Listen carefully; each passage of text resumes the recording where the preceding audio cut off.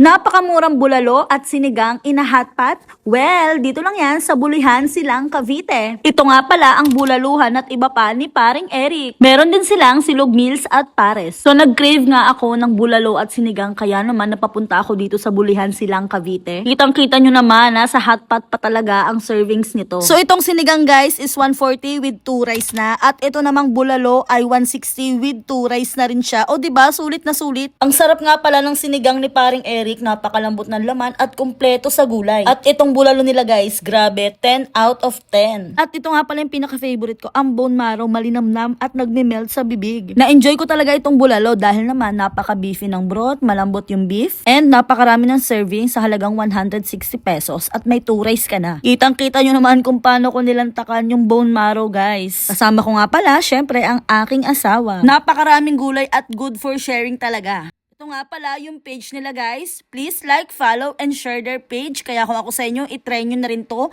Bulaluhan at iba pa ni paring Eric. Affordable at napakasarap. Dito lang yan sa Bulihan, Silang, Cavite.